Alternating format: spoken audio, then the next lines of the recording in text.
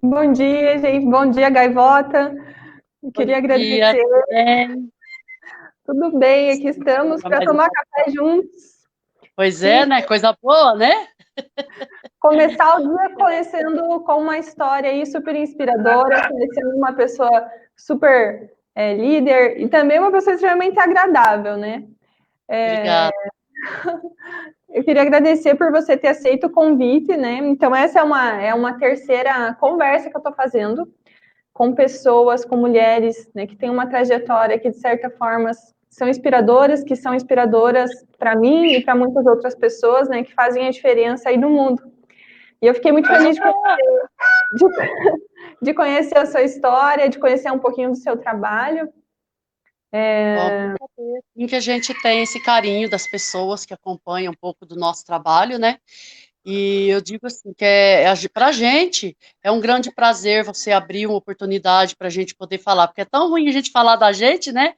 E quando tem uma oportunidade dessa, a gente consegue contar um pouco mais da história da gente, de como começou, porque é uma coisa que naturalmente é difícil você relatar, porque a gente está sempre na correria, sempre recebendo pessoas, né?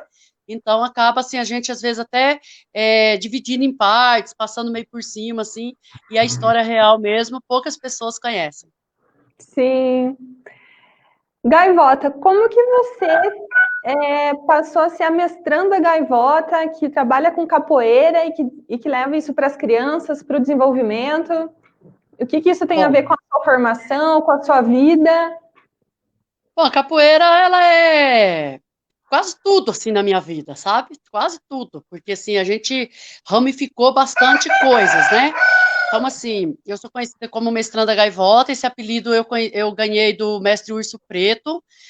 Nós viemos de uma cidade do noroeste do Paraná, chamada Cis Chateaubriand, lá que nasceu a Associação de Capoeira Arte e Raça, o qual o mestre Emílio é presidente, e por acaso, honrosamente, ele é meu irmão, assim, eu tenho um grande carinho, grande apreço por ele, né? Então, assim, o grupo nasceu lá e a gente era um grupo de amigos, sempre trabalhamos com crianças há 30 anos que o grupo de capoeira existe.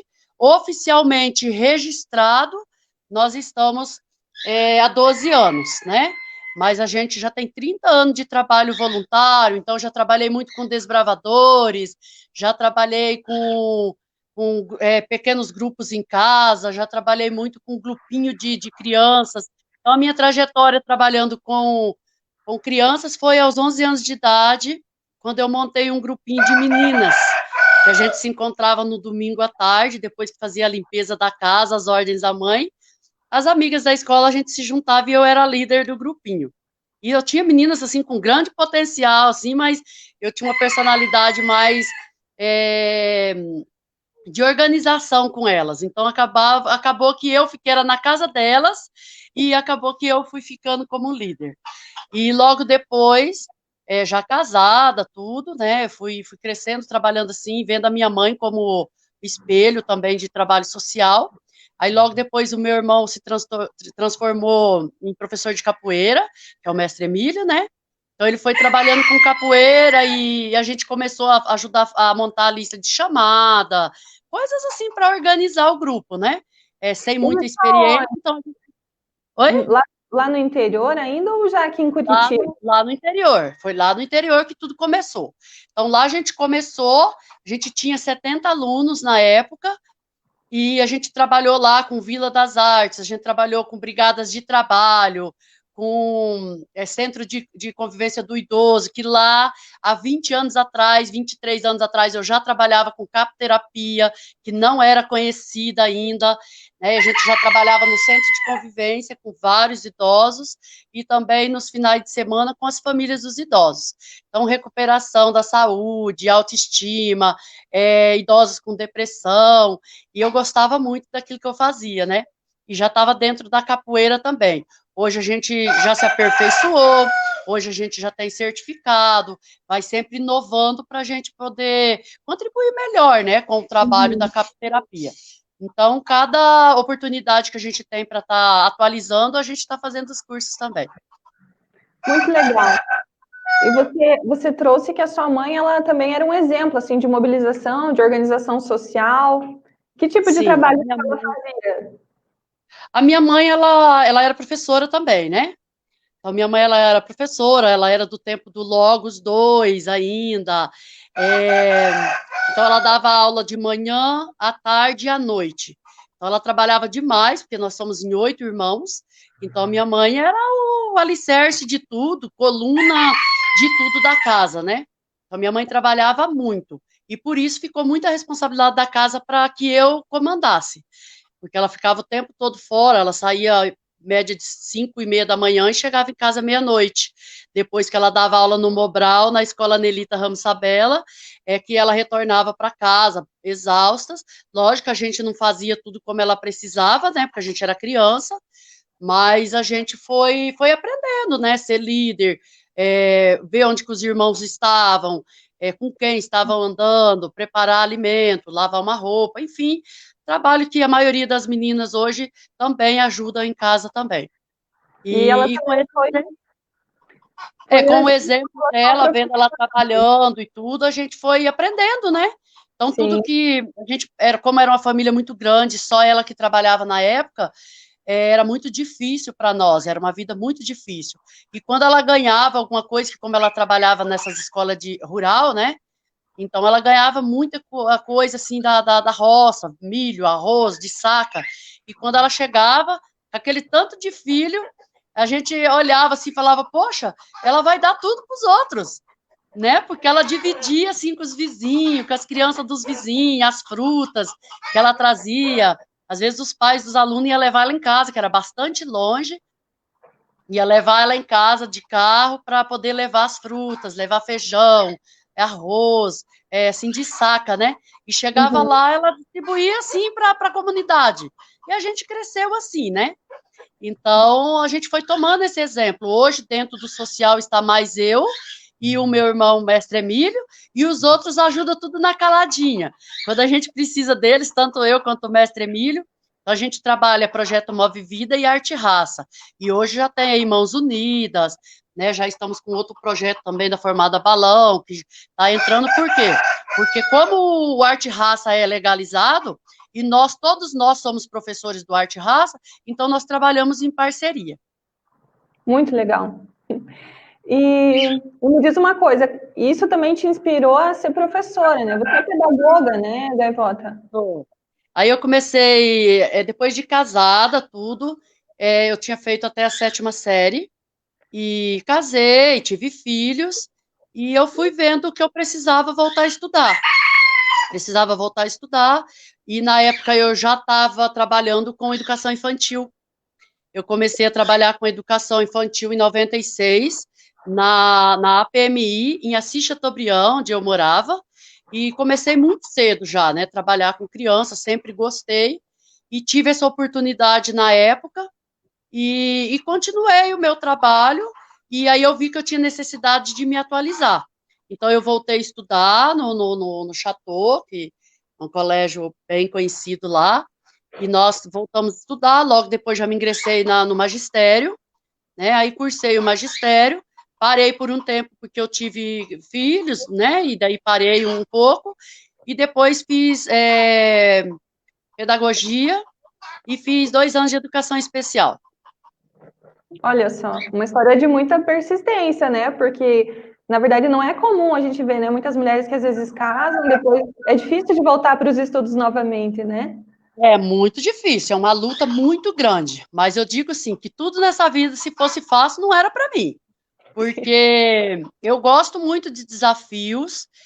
Hoje, por exemplo, né, eu estou passando por grandes desafios, que logo mais à frente nós vamos falar sobre isso, mas assim, quando eu via que eu tinha necessidade, eu tinha que enfrentar os meus medos, os meus problemas de infância, a criação dos meus filhos, a continuidade do meu trabalho, o relacionamento em comunidade, eu via que a escola me ajudava muito, a leitura me ajudava muito, sabe? Então, eu tinha muita vontade de estudar. E eu passei por muitas dificuldades, que como eu era casada, o meu marido, ele não aceitava muito isso, ele tinha um lado bastante machista, tanto que logo depois a gente teve um divórcio, né? Porque ele não aceitava. Para ele sempre foi bem claro: mulher é forno, fogão e tanque, né? Então ele tinha essa visão e eu tinha uma visão futura. Então eu via a necessidade de estar ali com 3 crianças para eu ser responsável por eles e da educação deles, enfim. Então eu falei, eu enfrentei tudo, mas eu tive muitos problemas de uniforme queimado, de material queimado, entende? De ser perseguida até porta de escola. Eu tive violência doméstica por muitas vezes, né? E eu tive que superar todos esses medos até quando eu vi que não, que aquele casamento não estava me fazendo bem e que não me daria suporte para continuar uma vida estruturada também para estruturar os meus filhos. Então, a gente teve muitas dificuldades emocionais para poder romper essas barreiras. Sim, eu imagino, né, como pegar uma pessoa que é uma liderança desde criança, né, dos 11 anos, e querer enclausurar, limitar, falar não, né? Realmente, é uma questão da essência, né, que não tem como negar, né, Gaivota? E se a gente não vai tem como. essência... É porque, assim, como a gente já veio numa infância muito difícil, então a gente já tinha feridas. E aí, quando você se vê enclausurada fisicamente e daí mentalmente, você começa a ver, meu Deus, até quando? Então tipo, quando eu casei que era para sempre, né? Poxa, casei, então é uma vida, filhos, um sonho. Mas a partir daí, quando eu vi que o mundo não era só a nossa família, tinha uma expansão bem maior que isso, e eu não conseguia alcançar esses objetivos, para mim foi ficando cada vez mais difícil. Daí o diálogo vai acabando, é onde a outra pessoa se impõe muito sobre você, e você tem que tomar uma atitude, né? Nem que for pela justiça. Sim. É uma história de muita resiliência, né? Parabéns, né, Gaivota? Felizmente, você deu a volta por cima de tudo isso, que não foram poucas dificuldades, né? E hoje você faz a diferença na vida de dezenas de pessoas, né? De crianças, de famílias.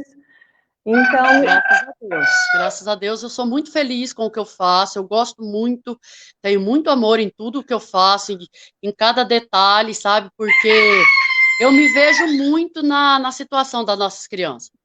Eu me vejo muito assim, porque eu vejo que nós estamos hoje com 127 crianças, nós temos 140 matriculadas, mas como nós estamos aí no momento de Covid e tudo, então, assim, qualquer probleminha que eles têm, eu peço para dar uma afastadinha para a gente poder manter a ordem, manter tudo certinho no projeto. A gente separou eles em turmas de 15 para facilitar o trabalho, e então eu me vejo muito em cada um deles, sabe? Então eles são muito amorosos, muito calorosos, assim, e a gente vê que hoje os problemas eles só mudaram de casa, eles mudaram de bairro, né? Mas são os mesmos. E queira ou não, tanto as crianças quanto as famílias e até alguns homens, eles vivem esse aprisionamento social, cultural, porque o outro não consegue abrir esse horizonte de você pode viver, você é livre, você é crítico, você é independente, eu sou uma pessoa, você é outra, meu filho é outro, entende? Então, assim, não, tem que comer isso aqui porque eu fiz, todo mundo tem que comer. Então, tira aquela oportunidade de experimentar por gosto de experimentar a vida. Né? Eu falo assim que a vida ela tem os seus respeitos, os seus princípios, como cada um tem os seus, mas a gente deve respeitar isso. Por isso que eu optei por trabalhar no projeto Move Vida o letramento, porque o letramento ele proporciona isso para a pessoa, né? Deixa eu só voltar um pouquinho aqui. Desde quando que você chegou em Curitiba, né? E como que surgiu? Como que você foi morar na Caximba, né? E junto com a comunidade acabou criando o projeto Move Vidas. Me conta um pouquinho dessa trajetória até chegar nesse momento atual. Tá. O projeto Move Vida, na verdade, ele sempre foi um sonho, né? Então ele era um sonho que eu tinha em mente que quando eu parasse de trabalhar eu conseguiria trabalhar só com o projeto. Então, toda a vida a gente trabalhou com o social, com a capoeira, porém eu tinha o meu trabalho, que eu precisava sustentar minha família, então eu trabalhava mais pontual, né? Trabalhava pontual. Então, há 13 anos atrás, eu morava em Joinville e trabalhava lá numa escola particular, e nós tivemos grandes problemas, tivemos uma crise financeira muito grande, e na época eu fiquei doente, e eu estava num segundo casamento, com outro problema no casamento, a mesma situação do início, e, e eu estava com um bebê pequeno, e eu vim para Curitiba. Nunca gostei de Curitiba, não queria ficar aqui. O meu irmão já morava aqui, já trabalhava aqui, sempre me chamava para realizar os meus sonhos aqui. Mas eu achava muito difícil viver em Curitiba porque é muito frio. Eu gosto muito do calor, eu gosto muito de natureza, então eu não queria muito ficar confinada ali em quatro paredes, sabe? Nunca foi meu objetivo esse. E só que como a gente estava passando por essa crise muito grande, eu fui afastada do trabalho. E aí, quando eu fui afastada do trabalho, eu fiquei 40 dias afastada, e nesse tempo eu vim para Curitiba e vim ficar na casa de uma amiga minha, que é a Sirlene, a professora Estresse, que também é da Capoeira Arte e Raça, monitora, e eu vim ficar uns dias na casa dela. E quando eu cheguei na casa dela, eles moravam numa ocupação ali no Terra Santa, né? Terra Santa, Jardim da Ordem, naquele lado ali, e eles estavam numa situação assim de transição, que ia dali a alguns anos, como está hoje aqui no Caximba, né? Iam ser retiradas as famílias. E ela me convidou para ficar e continuar tocando o projeto, que o projeto dela é o Arte Vida, né? E junto com a Arte Raça. E nós ficamos ali trabalhando juntas, porque eu já não voltaria mais trabalhar lá. E aí eu fui, acertei as minhas contas e fiquei em Curitiba. E comecei a trabalhar ali com ela. No meio dessa transição, demorou um tanto, que eu acredito que aqui também vai ser da mesma forma. E eu tinha ido passear em Joinville, ver os meus dois filhos que tinham ficado lá, já adultos. E quando eu vim, eu cheguei, estava tendo umas ocupações ali de uns sobrados, que é ali do Esperança 3, e acabou que a gente já tinha o projeto Move Vida, mas pontual. E acabou que, assim, como tinha sido invadido 300 apartamentos ali e sobrados, eu cheguei de repente e eu lembro que uma criança do projeto Arte Vida chegou e falou para mim, falou, poxa, professora Gaivota, você também não tem casa para morar, por que você não invade uma casa daquela? Aí eu peguei e falei para ele, como assim invadir? Você vai invadir uma coisa que não é sua? Uma casa já pronta, acredito que tem projeto para isso e tal, e começamos a conversar. E aí nós descemos, que era assim do lado, né? Nós fomos lá ver. E, infelizmente, quando eu cheguei lá, eu fiquei bastante triste, porque eu vi que algumas pessoas estavam ali por necessidade, mas tinha outras pessoas que estavam ali para danificar o ambiente, para retirarem algumas coisas, portas, vasos, enfim. E eu acabei me doendo com aquilo pela injustiça. E comecei a conversar, e daí eu vi que tinha muita, como se espalhou muito rápido, eu vi que tinha pessoas que já estavam na casa, com 2, 3 famílias na casa, pessoas estranhas, e tinha muita gente, tinha mais ou menos 400 famílias. Então tinha muita gente na rua, dormindo na rua, com fome, com sede, com muitas crianças. E aí eu corri em casa, que eu já morava aqui no Caximba, eu já tinha meu sobradinho aqui, o projeto aqui já. Sobradinho, um barraquinho, só para lembrar, que a gente tem foto no Facebook. E aí eu peguei e corri aqui, peguei giz de cera, peguei sulfite, peguei todo o material que eu já trabalhava aqui e levei para lá. E aí a gente conseguiu o apoio de alguns amigos e montamos lona, montamos barraca na rua, e para poder ajudar aquelas pessoas que estavam ali desorientadas, sem saber o que fazer, porque tinha 300 apartamentos que não era de ninguém e tinha 400 famílias ali, sem casa para morar. Nós ficamos lá 27 dias debaixo da lona, né? E depois de lá, o presidente antes, sem ele saber que eu estava lá, o presidente do bairro aqui na época, que era o Daniel, ele foi até lá e na ocupação lá da rua, e começou a conversar com a gente não, com o pessoal. E eu falei, eu conheço essa voz, eu estava cozinhando pro pessoal. Então a gente fazia comida, almoço, café, tudo para o pessoal ali, dormia, o pessoal permanecia tudo ali. E aí eu ouvi, eu falei, eu conheço essa voz. Aí eu saí lá fora, ele falou, o que você está fazendo aqui, mulher? Você não estava em Joinville?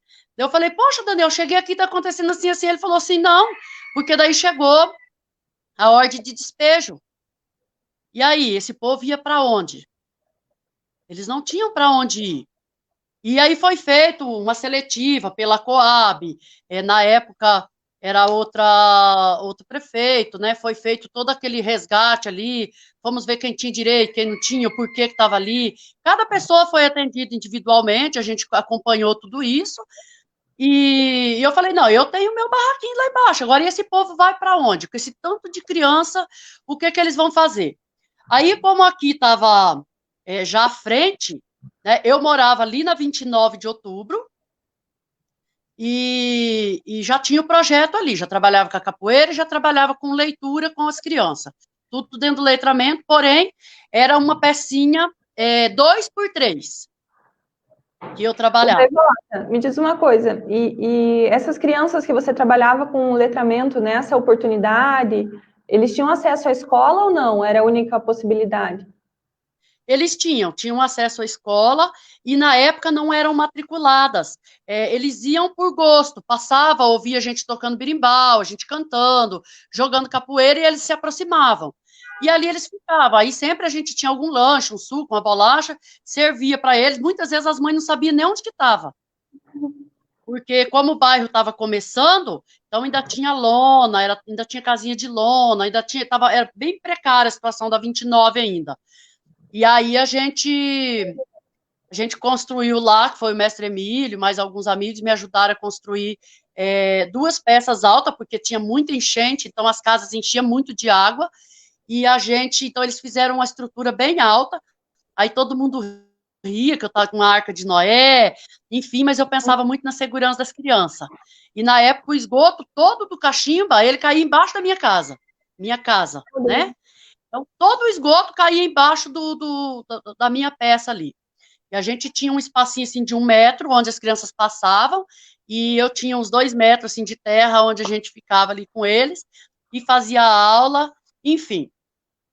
Então, quando aconteceu isso, aí, quando foi feita a desocupação lá, eu morando aqui já, tendo o projeto aqui já, o presidente trouxe de lá 130 famílias, que, tipo assim, não foram beneficiadas de nenhuma forma com a Coab, porque, segundo eles, a pessoa não tinha direito, já tinha alguns problemas ali, então eles atenderam, graças a Deus, no tempo que nós ficamos, eles atenderam algumas pessoas que têm o aluguel social, que conseguiram sobrados, que se encaixaram no perfil, outras pessoas eles encaminharam para voltar a morar com a sogra, com a mãe, irmão, morar na casa de irmão, enfim, ninguém ficou no local. As 130 pessoas que sobraram lá, 130 famílias que não tinham para onde ir e não tiveram o direito da Coab, foram trazidas para cá.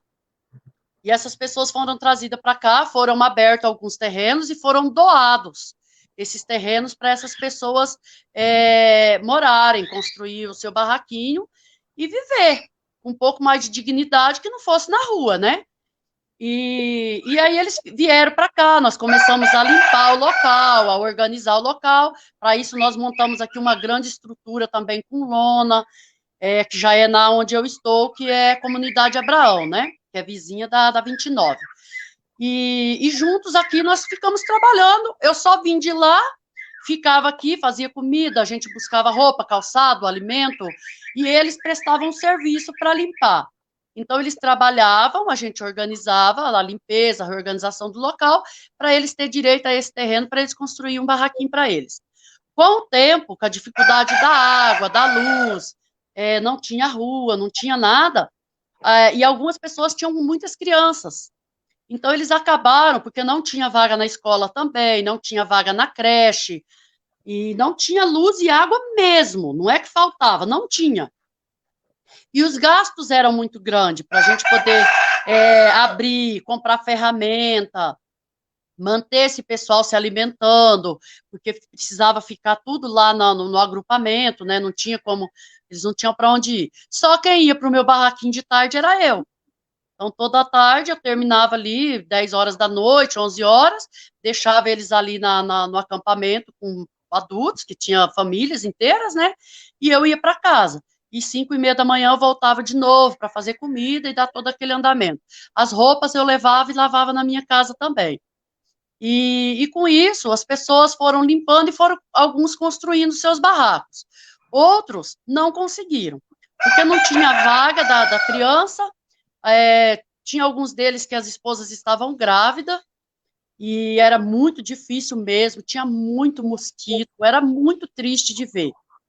E eles acabaram assim, uns trocavam o terreno deles para poder comprar material, vendia metade da sua posse para comprar material para construir. E com isso a gente foi fortalecendo essa liderança.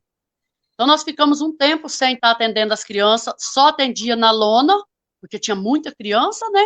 Então nós atendíamos eles lá e deixei de atender na minha casa porque eu não, primeiro não tinha o espaço e não tinha o tempo.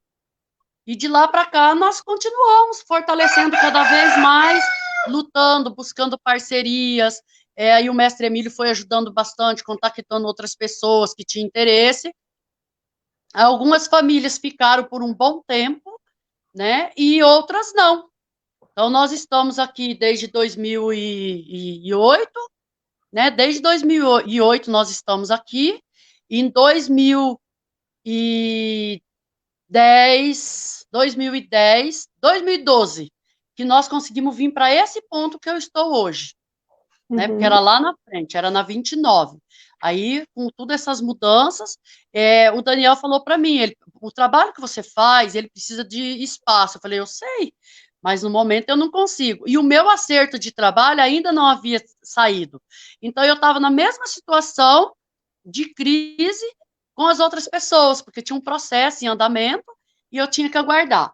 E com isso eu me colocava muito no lugar deles, de estar numa situação financeira bastante difícil e que eu tinha que sobreviver. Então nós começamos a trabalhar cada vez mais, os meus irmãos me ajudando e alguns amigos, e isso foi fortalecendo ainda mais o projeto. De hoje, de todas as famílias que vieram para cá, só tem eu. Todos saíram, foram embora para outros estados, para casa de parentes. Muitos deles não têm casa até hoje de moradia, muitos voltaram para o aluguel, né? E, enfim, as dificuldades foram crescendo cada vez mais, porque assim, se você não lutar, se você não enfrentar, não saber o que você quer de fato, você vai perdendo, você conquista durante 3, 4 meses e depois você perde um dia. Aí você começa tudo de novo, aí perde de novo, começa de novo e perde de novo. Então, assim, a gente vê muito isso nas ocupações, que as pessoas elas não têm a mesma resistência de visão, de que, assim, se eu sair daqui, eu vou ficar pior do que eu estava. Então, eu preciso me fortalecer, eu preciso encontrar caminhos para eu resolver meus problemas e conseguir me manter. E como eu via que tinha muita gente que dependia da gente na época, depois disso já surgiram vários outros projetos, né, depois que eu cheguei. Então, a gente nunca quis aparecer, a gente nunca quis fazer grandes coisas. A gente trabalhava muito com o momento. Então, a demanda que tinha para o momento era o que a gente corria atrás. Entende? Então, eu sabia o que eu queria, mas eu sabia que eu tinha que resolver primeiro aquele problema do momento, para depois eu pensar em mim, pensar em me fortalecer. Eu tinha que fortalecer a comunidade primeiro. Sim, interessante, né, que aqui você traz um pouquinho, aliás, está muito ligada a essa história, né, das ocupações, né, que veio do momento, assim, de crise, onde muitas famílias não puderam mais continuar pagando aluguel, né, que estavam sem casa, sem moradia. Então, imagina, né, você não ter uma moradia é o básico, né, para você poder fazer as atividades cotidianas. E aí, então, é esse processo, né, de como surgem as ocupações, buscando ter um lugar para viver, um lugar para morar, né, Gaivota? Exatamente. Com todas as suas dificuldades. É muito difícil porque, assim, ó, quando nós cobramos das pessoas, é, coisas que a gente não tem conhecimento ou que a gente não está fazendo para nós mesmos, fica muito difícil. E a gente vê assim, ó, quando você pensa assim, tá ruim para mim, que você começa a conviver com a comunidade, você vê que tem situações bem piores que a sua, sabe? Então você é onde você cria asas, você, sabe, busca horizontes assim que é inacreditável que as coisas começam a acontecer. E você começa a se apaixonar pelas crianças, pelas pessoas, pela história da pessoa. Então você vai tentando fortalecer ela através do diálogo. Só que chega um momento que eles não têm mais resistência, sabe? Porque daí falta uma estrutura muito grande de relacionamento, escolar, alimentício. Não é só o que você pode fazer. Tem coisas que escapam das suas mãos, porque nós estamos com pessoas diferentes, pessoas que às vezes estão ligadas a vício, que daí não depende de você estruturar ela ali, porque ela tem ligações com outras pessoas que não vai ter a mesma visão que você tem. E aí elas acabam perdendo um bem que era da família toda por uma dívida dela, ou por um desacerto dela na comunidade. Daí fica bem complicado. Mas é muito interessante essa questão que você traz, né? Que é se fortalecer, vendo essa necessidade, né, da própria comunidade, que você tira forças não sei da onde para ir atrás das coisas, né? Porque realmente precisa ter essa liderança, mas enfim, como você trouxe, né, nem todas as pessoas têm essa força para continuar, né, nesse movimento. O Gaivota, e hoje, quantas pessoas, então, você trouxe que vocês atendem mais de 100 crianças, né?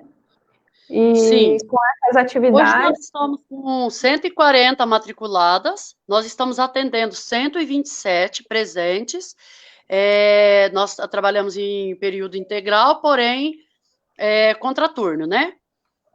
Justamente por causa do Covid. Então, estamos, assim, bastante responsáveis com o uso de máscara, com o álcool gel, com a higienização das mãos, oferecemos bastante líquidos e mais produtos naturais, assim, para que eles ficam fortes mesmo e criam uma imunidade, né, para ser mais resistente. E por que que nós paramos, né, ficamos 40 dias parado, mas a gente viu, assim, que as crianças, eles estavam sentindo muita falta e eles estavam passando muito tempo na rua, né? Porque a mãe, às vezes, no começo ainda estava trabalhando, o pai ainda estava trabalhando, e as crianças ficavam em casa. E nesse tempo que elas ficavam em casa, eu saía, então eu encontrava, assim, grande quantidade deles brincando na rua, brincando numa pracinha que tem aqui, correndo de bicicleta, e a gente via, assim, aquele perigo de carros, de passar da hora de comer, de não ter mesmo alguém para protegê-las, entende?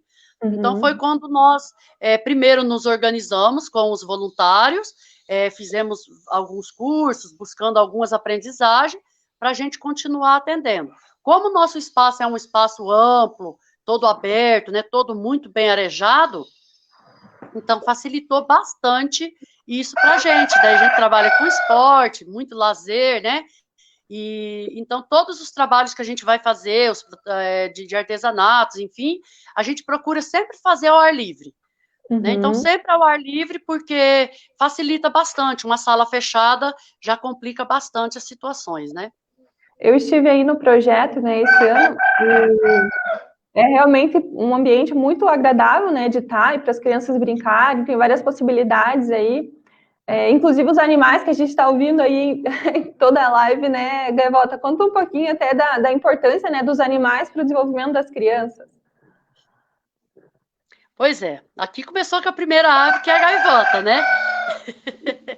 Então, assim, como eu trabalho em letramento, que é Paulo Freire, né? É o conhecimento a partir da pessoa, né? Tanto o adulto quanto a criança, a gente pode desenvolver tudo o que eles trazem para a gente. Porque quando você impõe uma educação sistemática, você acaba obrigatoriamente a criança tem que ter aqueles segmentos do sistema, né? Que é a alfabetização, no caso.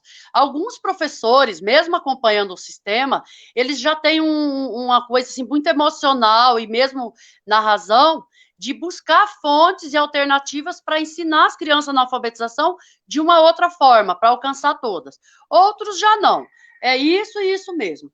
E o letramento, ele abre novos horizontes para as pessoas, mas a partir daquilo que ela tem. E como nós moramos num bairro transitório, nós trabalhamos com um projeto transitório, o que nós precisamos estar sempre inovando.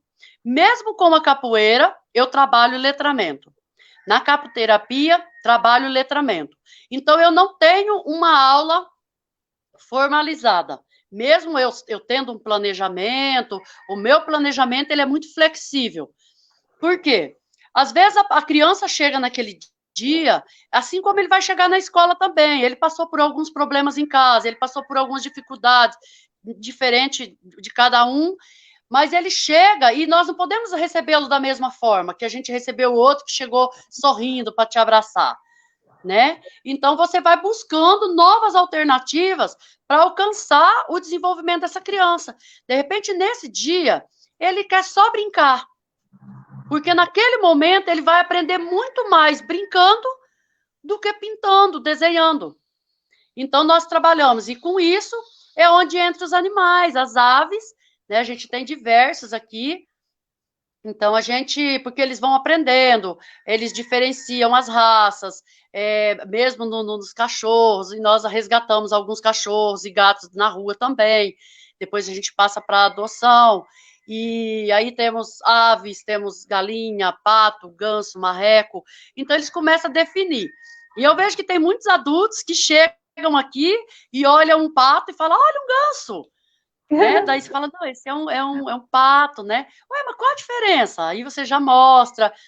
Ontem, por exemplo, aconteceu um fato, então a pessoa olhou para mim e falou, mas por que os outros são branco e essa é cinza? Falei, porque essa raça, todas as cinzas, ou as brancas que tem mancha de cinza, são fêmeas. Os machos são todos brancos. Então, isso é letramento. Você responde dentro do que a criança pergunta. Aí também vem a falta de estrutura em casa, que às vezes eles chegam querendo te contar um montante. Você não precisa saber do montante. Você precisa saber como ele está, entendeu? Você precisa entender ele, porque ele é o seu instrumento naquele momento. Então, o que acontece lá dentro da casa dele é problema da família dele. Aí, quando ele chega, que ele quer contar, às vezes, algumas coisas que não cabem a você, para você não ter um desgaste emocional e não conseguir mais lidar com a situação. Então, dentro do letramento, você consegue responder até mesmo dentro da sexualidade também. Então, ele te faz uma pergunta, e aí, às vezes, a gente quer passar lá na frente e já dizer que o neném nasceu e que já é um homem. Não. Você já explica para ele o que ele perguntou, só. Aí, amanhã, ele vai ter uma outra pergunta, que você vai somando tudo isso, que é o crescimento que ele vai precisar dentro do desenvolvimento dele. E aí, com os animais, é a mesma coisa, porque daí eles observam, eles vê os animais cruzando, eles vê, por exemplo, que o ganso só cruza na água, e às vezes eles chamam, professor, eles estão brigando, eles vão morrer. Não, eles estão namorando. Aí eles olham assim, porque você tem que dividir isso para eles, o que é um momento de confraternização deles com uma briga, porque a briga você tem que separar, você tem que prender os animais, você tem que resolver o problema para não morrer, não se machucar. E aí você já volta diretamente para eles, né? Uhum. Que é importante, quando você vê um cachorro brigando, às vezes por causa de um pedaço de pão, uma coisa, aí a gente diz, ó, tá vendo? Não precisa brigar, cada um tem seu momento, cada um tem seu tipo de alimento, uns gostam mais disso, outros gostam mais daquilo. Então, dentro do letramento, é isso que a gente trabalha. E eu trabalho muito a capoterapia com eles, mesmo com os pequenininhos também, né? Muito legal, esse contato com a prática, né? E com... outra coisa que eu vejo bastante neles, assim, é quanto à natureza, né? Que eles têm essa disponibilidade de estar aqui, de lanchar ao ar livre, de subir nas árvores, e isso eu vejo que traz muita aprendizagem para eles, traz um conforto muito grande de vida para eles, sabe? O mais natural possível. Então, assim, o projeto Move Vida, ele, como que eu vou dizer assim, ele investe muito no humano.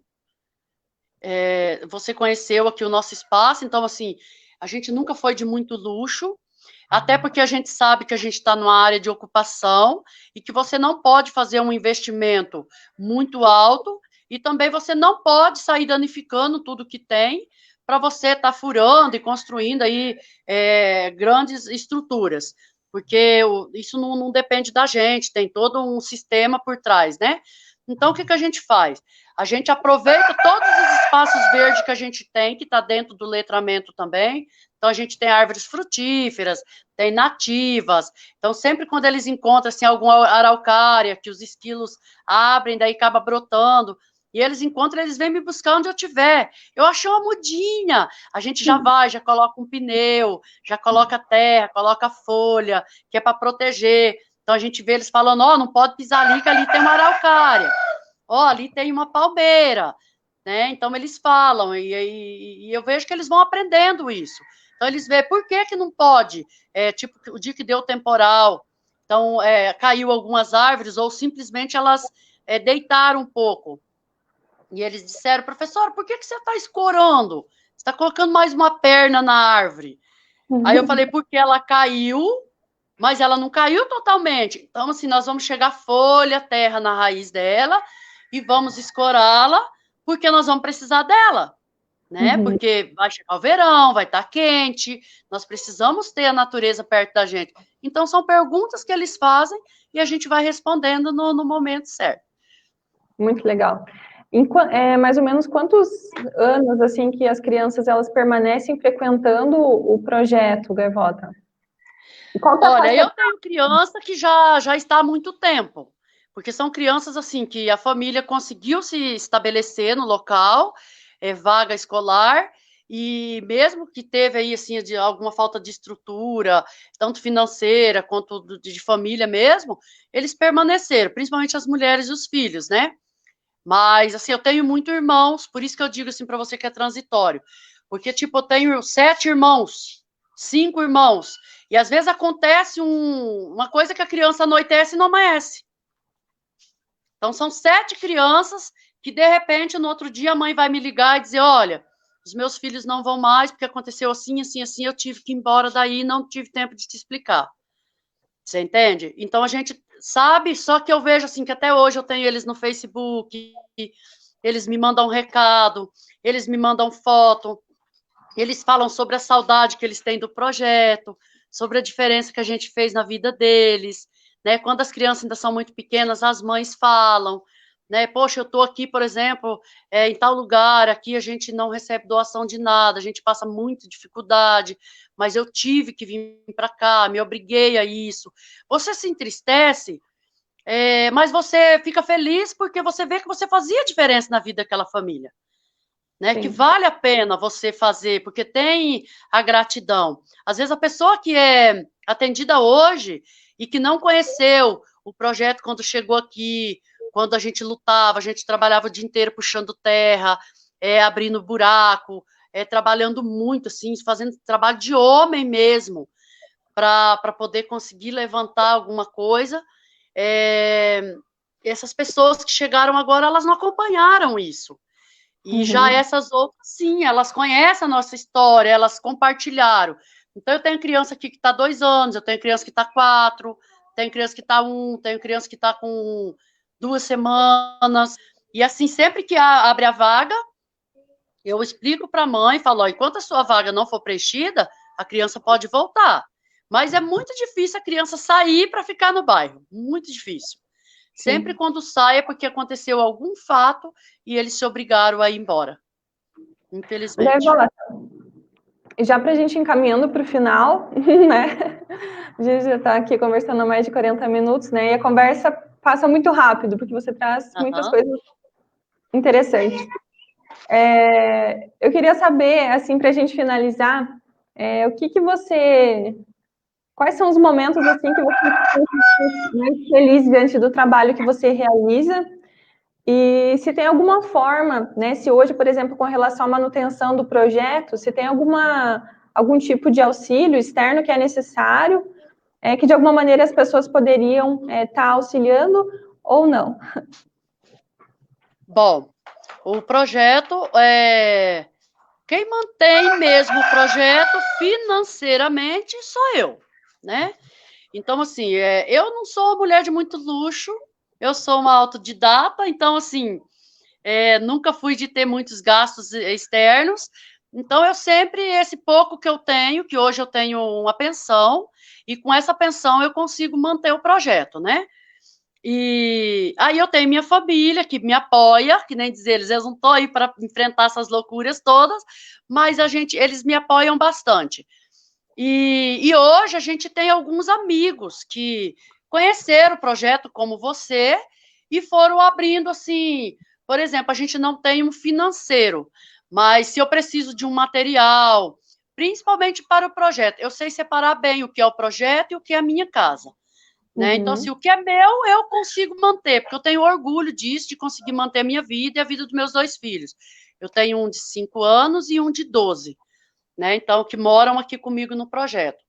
Mas, assim, para a alimentação do projeto, hoje a gente tem colaboradores maravilhosos, que tem, assim, não, eles me ligam, Gaivota, você está precisando de alguma coisa, né? Então, assim, a gente estava tendo muita coisa para doar. Mas a manutenção do projeto, ela é muito grande, porque o espaço é grande, então nós usamos muitas ferramentas, nós temos os lanches diários, nós temos os almoços, então tudo isso, eles geram custo, né? Uhum. Então nós estamos hoje com 15 colaboradores efetivos que nos ajudam com compras. Então, assim, eles não me dão dinheiro, mas eles fazem, eu mando a lista para eles e eles trazem os produtos, tanto para as crianças, como de higiene para o projeto, e a gente tem conseguido algum material para construção. A gente não consegue realizar grandes sonhos, mas, assim, cada um ajudando um pouquinho, a gente faz essa diferença. Entende? Então, nós estamos buscando hoje uma alternativa também com a Coab, para ver como que vai ficar a situação do projeto, porque tem o novo Cachimba, né? Que vai ser modificado aí com, não sei se 5, 7 anos, mas a gente tem que ter essa consciência. Então, eu sempre peço assim para eles que eles me orientem como que vai ficar a situação do projeto. Porque a gente sabe que a gente, como eu só tenho isso aqui, tudo que eu tenho, eu investi aqui. Hoje nós trabalhamos com 10 terrenos, né, frente e fundo, e esses terrenos, o primeiro terreno foi doado. Depois eu vendi o terreno lá da frente e fui comprando as posses das pessoas. Né? Então a pessoa não podia ficar por algum motivo, a gente foi comprando as posses deles, e aí um irmão comprou um, outro irmão comprou outro, a gente juntou tudo porque a gente queria um espaço amplo para as crianças e a gente conseguiu isso. E hoje assim, eu estou muito feliz e convido cada um que queira colaborar, tem nossa página, né? Hashtag Move Vida, temos o Face, que as pessoas podem estar contribuindo com a gente, porque, assim, é um sonho meu, mas é um sonho de tantas outras pessoas, ter um local onde seu filho está seguro, onde ele está protegido, onde ele recebe amor e carinho, ele não recebe prioridade, porque nós temos, como eu falei, 140 crianças matriculadas, então nós tratamos todas, os meus 2 filhos fazem parte do projeto, os filhos dos voluntários fazem parte do projeto e chega aqui você não sabe quem é quem, porque Uhum. todos eles são tratados iguais. Se precisar chamar atenção, se precisar colocar ali um pensamento para analisar 10 minutos para a gente conversar de novo. Então, todos eles têm as mesmas regras, as mesmas disciplinas. Isso também serve para os voluntários. Todos os meus voluntários, eles são convidados a participar dos cursos preparatórios, né? Então, sempre aquele que vai avançando, ele vai crescendo dentro do projeto. Se ele não quiser fazer, ele não é obrigado, mas sempre que eu tenho alguém que já fez o curso, daí a gente coloca. Se necessário, eles têm advertência também, então tem regras dentro do projeto que devem ser cumpridas, nós temos horário, porque tudo que nós vamos fazer, se for pago ou não, a gente tem que fazer com muita responsabilidade. Porque você conhece um bom profissional a partir do momento da casa dele, a partir do momento que ele presta um serviço social, numa fila de um banco, você já conhece uma pessoa, é um bom profissional. Né? E é por isso que nós vamos preparando. Por quê? Porque eu não quero que eles sejam voluntário Move Vida a vida inteira. Eles vão se Uhum. preparando, hoje a gente tem o grupo de mirins também, então a gente tem os voluntários mirins. Nós vamos passando para eles todas as informações para que eles se tornem bons funcionários, bons profissionais, bons pais, boas mães, né? E eles vão ocupando o seu espaço. E não sou eu e nenhum dos voluntários que impõe isso a eles. As coisas acontecem tão naturalmente que você olha e vê que ele protege o menor, ele gosta de ajudar a tirar a mesa do lanche, ele gosta de servir, ele gosta de buscar uma água para as crianças, acompanha uma outra criança no banheiro, coisas simples, né? Prof, precisa de ajuda? Ou já chegou, prof, deixa que eu levo para você. Então você vai vendo que é uma criança prestativa. E daí você vai tendo um olhar e vai dando suporte para ele ter mais credibilidade, ter mais criatividade, ter mais acessibilidade aos trabalhos do projeto. E você vê que eles começam a pedir informação. O que eu faço para poder ajudar? Num dia que nós vamos trabalhar extra, aí eles falam, eu posso ir lá ajudar? Então, hoje a gente já tem eles que ajudam a entregar cesta, cobertores, enfim. Eu fico muito feliz porque a gente vê que a gente faz a diferença de fato. Não é uma coisa que está num papel, eu não preciso de fantasia, eu não preciso de uma máscara, eu não preciso me transformar numa outra pessoa para eu ganhar a credibilidade das crianças e dos pais. Lembrando que não agradamos a todos, principalmente a comunidade, porque a gente faz um atendimento para a comunidade, né? Então, assim, toda aquela pessoa que se dedica e quer uma aprendizagem, quer uma vida futura, quer crescer, nós estamos aqui para dar esse suporte. Nós começamos a atender a pessoa, então a gente faz um atendimento trimestral, mensal, mas durante 3 meses. Se nesses 3 meses você encaminhou a pessoa para qualquer curso no CRAS, convidou para algum curso preparatório aqui, arrumou uma diária, a gente tem a tarifa social também no projeto, para construção, para limpeza, e você vê que aquela pessoa ela não quer, ela não se dispôs, ela vem e faz tudo pela metade, não cumpre horário, fica entrando e saindo, sempre chega com 2, 3 pessoas diferentes, nós não abrimos essa acessibilidade por causa das crianças, essa pessoa automaticamente não sou eu que não quero ela por perto, ela está dizendo para mim, eu não estou satisfeita aqui, entende? Então, se a gente abre para toda a comunidade, ser voluntário, pontual ou efetivo. Mas a partir do momento que você vê que não tem esse engajamento, aí essa pessoa ela mesma já vai se afastando do projeto. Mas estamos aqui para atender todas as pessoas. E lembrando, o projeto Move Vida, ele não atende só a comunidade do Caximba. Ele atende onde as pessoas precisarem. Onde tiver pessoas precisando, se elas entrarem em contato com a gente, passar endereço, eu tenho o mestre Emílio, eu tenho o professor Chacal, a gente tem a professora da Monitor Estresse, a gente tem a formada Balão, tem a estagiária Ariane, que são tudo voluntários pontuais extra.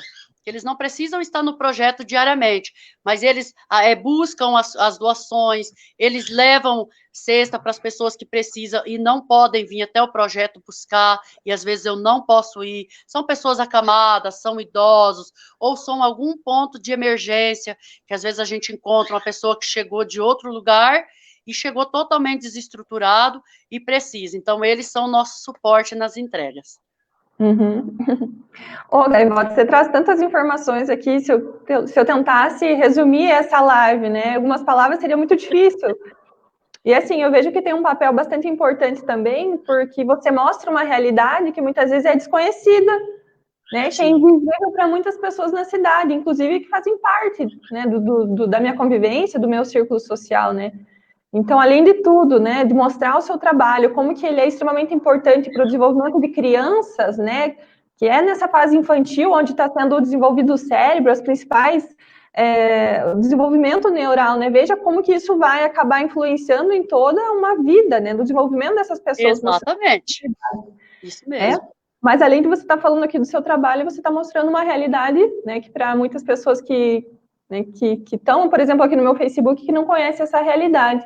Né? Então, eu agradeço aí pela sua participação, por você ter se mostrado aberta desde o primeiro momento, né, por você ter mostrado aí de uma maneira muito transparente como é todo esse processo, como é o trabalho, e realmente, assim, é inspirador, e parabéns, Gaivota, por tudo, e, enfim, estamos aí para somar, né, nesse mundo de alguma forma. Com certeza.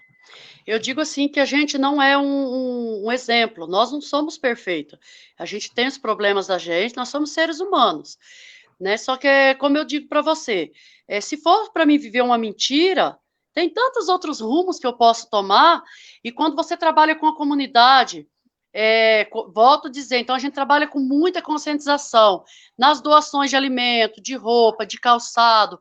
Por quê? Porque você não pode criar um vício que vai virar uma moeda de troca, você não vai estar crescendo, trazendo crescimento, transformação para a vida das pessoas.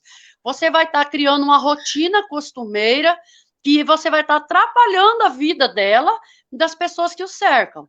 Então, nós temos que levar com muita seriedade, é nesse sentido que eu falo assim, que nem todos gostam do nosso trabalho. Por quê? Quando eu sento toda terça-feira, às 9 da manhã, eu faço atendimento ao público. Então, não importa o que a pessoa precisa, ele vem, que seja uma mamadeira, uma fralda, uma cesta, ou mesmo um móvel, ou mesmo só conversar, sabe? Falar, eu vim porque eu tenho 3 filhos, eu queria que você me orientasse como eu vou fazer com isso e com aquilo. Às vezes, a respeito da escola, eu tenho um bom contato com a diretora da escola, isso é maravilhoso. Então, a gente consegue conectar as situações. Então, é por isso que eu falo assim, que o trabalho da gente é um diferencial por isso, porque você acredita no que você está fazendo. Então, assim, eu não preciso criar uma expectativa, meu Deus, o que que eu vou falar? Vão me perguntar, e agora, que roupa eu... Não, eu sou mestranda gaivota ou professora gaivota, estou para a comunidade e para um colaborador, porque sozinha eu não vou conseguir manter o projeto.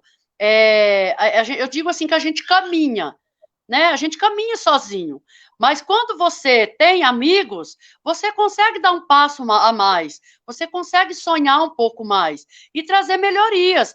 Aí sim, espaço físico e humano. E com isso a gente fica grata. E eu vejo que tantas pessoas querem contribuir, querem fazer um bom trabalho, mas não vê tanta credibilidade em muitos projetos, porque se dispersa muito fácil as coisas. Por isso que a gente tem a rede social, às vezes as pessoas falam assim, ah, mas tudo tem que tirar foto, tem que assinar caderno, tem que pegar documento, você é muito certinha. Eu falo, é porque eu tenho uma prestação de conta para fazer com aquelas pessoas que acreditaram em mim. Né? Então, hoje, a pessoa que vem procurar o projeto, amanhã ele não está mais. E eu estou.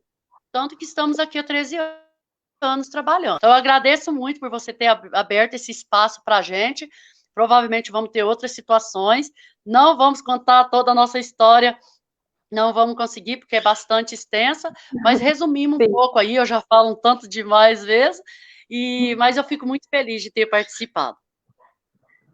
Obrigada, Gaivota. Obrigada de novo. E eu fico aí à disposição também. Obrigada pelas pessoas que participaram. Aqui a Wayne estava comentando, falando que ela... minha filha, monitora Gaivotinha. Ela é uma força, ela me ajuda bastante também. Eu fico muito feliz, muito grata, agradecer a todos que eu não consegui acompanhar aí, né?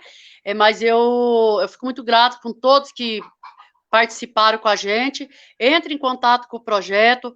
Nós temos, eu tinha até deixado aqui algum material para mostrar, mas a gente não teve muito tempo, mas a gente tem todo o material, todo o cadastro, tudo certinho, cada criança matriculado, registro das famílias que recebem, por quanto tempo recebe, qual a necessidade de cada um.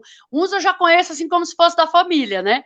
E outros, para a gente lembrar, nós estamos atendendo hoje 490 famílias no projeto Move Vida. E como apoios aí que a gente está sempre marcando, eu não vou arriscar falar nomes, porque é muita gente boa, muito anjo que tem trabalhado com a gente, mas a gente está sempre marcando nas redes sociais, e agradece muito, assim, pela credibilidade que cada um consegue ver, porque cada um tem um olhar diferente quando chega aqui no projeto.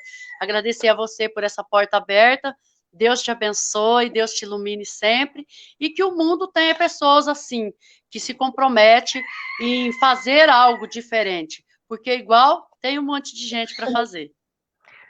Tá certo. Obrigada, Gaivota, de novo. Um grande abraço e um abraço para todos que estão aí assistindo. Até uma próxima semana. E a Gaivota já deixou aqui os contatos, então, para entrar em contato com ela, com o Projeto Move Vidas. Estamos à disposição. Um abraço, gente. Isso mesmo, pode chamar a gente lá e alguma dúvida também, a gente pode estar sanando ali, podem perguntar na página, tanto eu como a monitora Gaivotinha a gente está respondendo. Quero mandar um abraço para ela, para o meu mestre, que acredita também no trabalho da gente, que tem nos ajudado, tem sido assim, um braço muito forte para a gente aqui, porque é a presença da masculinidade, né?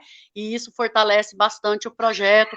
Quero agradecer a comunidade, as pessoas que entendem a acessibilidade, que agora nós estamos atendendo de 1 a 1 certinho por causa do coronavírus, mas se Deus quiser, tudo isso vai passar e nós vamos poder fazer muita coisa junta, muitas festas como a gente fazia, muita alegria, muitas aprendizagens juntos. Deus abençoe a todos. Amém.